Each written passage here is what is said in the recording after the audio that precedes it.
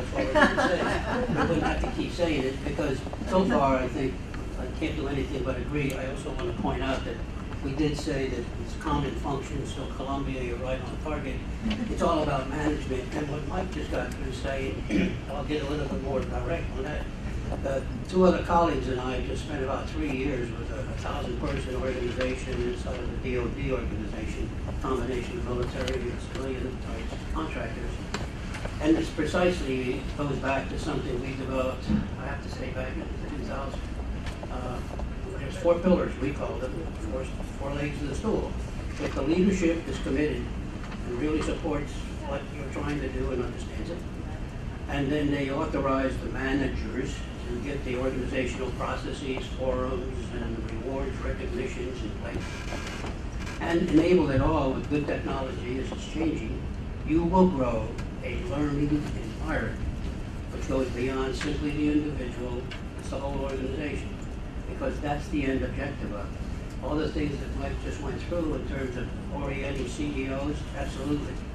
When you're working with military organizations, what happens to you is about 18 months in, you change commanders, you go to the change of command, and then you start relearning everything. And even though that person coming in maybe was there as the vice commander, they got their own way, they got to make their footprint. So it's a constant reiteration. But these competencies, I think, really do go back to the basic. It is about managing, and in managing, depending on what level you're at, those principles remain. The difference is the one that started with lots of us. Doug brought it up. What's a universal worker? What's a knowledge worker? And that is, how do we get it to the place that it is a learning environment that when people come in, and one of the workshops was about culture. What is culture? It's the way we do things around here. Well, if the way we do things around here is to challenge whether what we're doing every day at our desk is the best way. Where's it coming from? What do I do to it? Who do I send it to?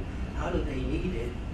You're beginning to get to that ultimate objective. So I think we're going to find there's a lot of competencies that are already been documented and should be in the graduate. I wanted to agree with what Mike said and amplify a little bit on that. In addition to knowing the knowledge, tools, and processes and approaches, an important thing for any senior leader is to actually model the behavior so that other people will follow. I've seen that to be the most powerful thing.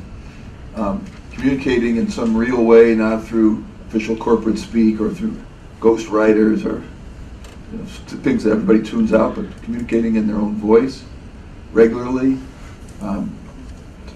Actually inspecting and following up on things. If they want something to happen, actually making that clear. And then the notion of being a supportive leader, instead of the leader who tells what to do or is very authoritarian, but the notion of one who actually turns that around and says, I'm here to serve everyone else, and in doing that. I think there's something more on that, Stan, if you could elaborate on that, because I'm not sure I agree with the managing piece as strongly as you're putting it across. I'm thinking that a lot of the younger generation that's coming into the workforce right now is not really that interested in being managed. They're really much more interested in being able to be given a small space in which they learn, and then you broaden that space and increase their scope of being able to make decisions. And they're so much more empowered, and they love working for you in the sense of a supportive leader. Is there anything you can speak to the generations and how there's this shift that's happening about managing versus enabling and creating that space in which people can work?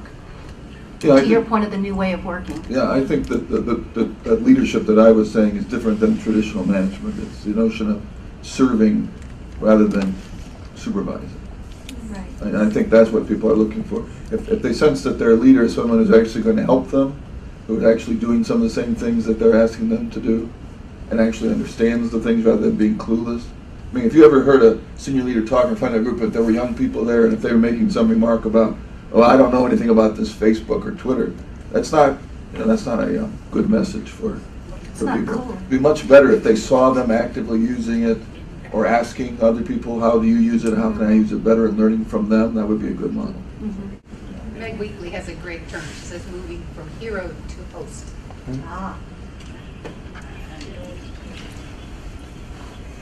Jacqueline Erdman, U.S. Green Battlefield Council.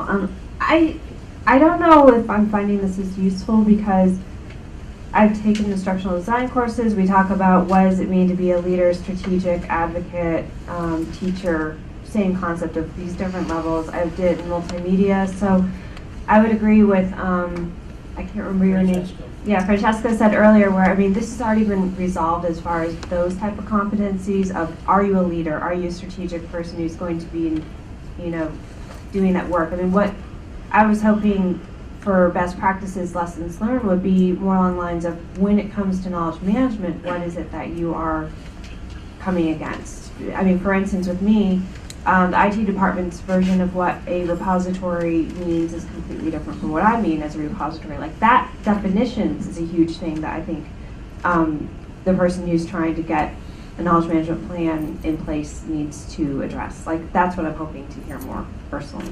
I can give you four points along that line. First, let me step back for a second.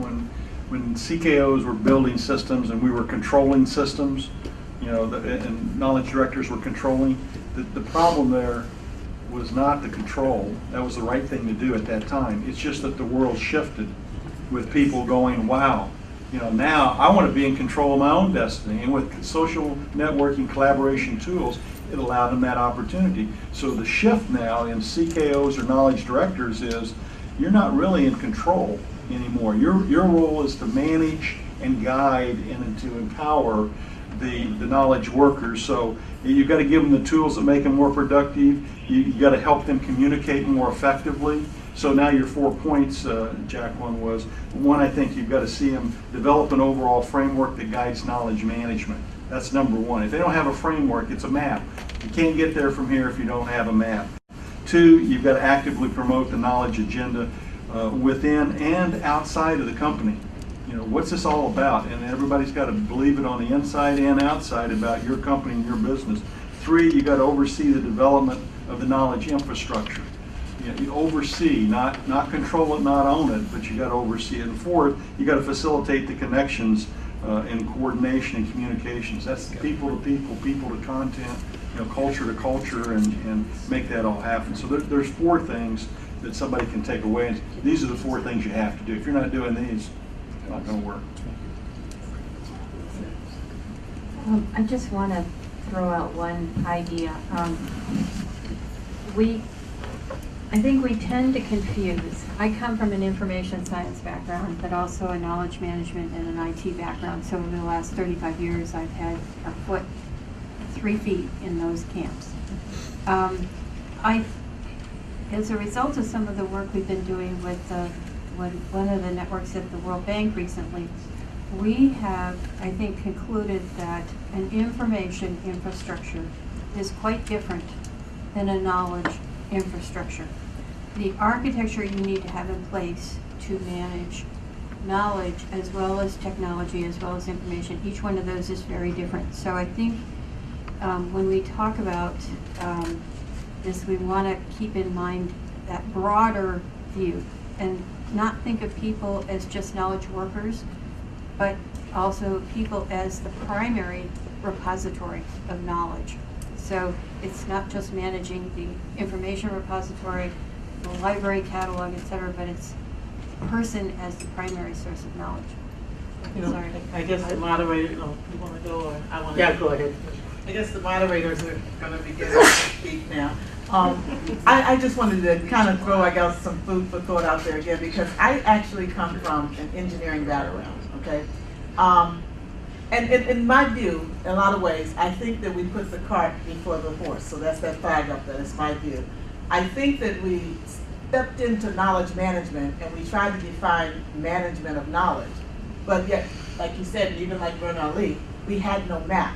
See, I come from an engineering background, and before you can manage something, you must first know what you're managing. And that even comes from like a systems engineering perspective. When I look at like CMM, there's a whole framework and model that tells me how I can engineer. Now, on the complement side of that, I must go to the project management area to tell me what I need to do to manage this. So I think when we throw them all together, we forget that there are KM professionals that have specific skills skills and ability to put into place the knowledge architects, the knowledge infrastructures, or better yet, to integrate them into the current structures. That's what enterprise architecture was supposed to be about, so that you brought all entities together. Because if we build a stovepipe on the side of our organizations, then we have to begin to wonder, are we not headed down the same path again of destruction? Because now our knowledge is separate from the very things that run our organization, which is the very things that we need knowledge about to improve. So that's the engineers and the moderators' 2 cents just for thought. Now we go back. Okay, I'll just follow up on what you just said. And I think there is, I'm going to go back to Michael's comments earlier on about competencies or areas where we kind of confuse these two. But also we are struggling with the whole issue because we don't really agree on the label knowledge management. Because there's a lot of jobs out there in the market, and you look at them and you say, this should be called knowledge management. You're actually doing knowledge management.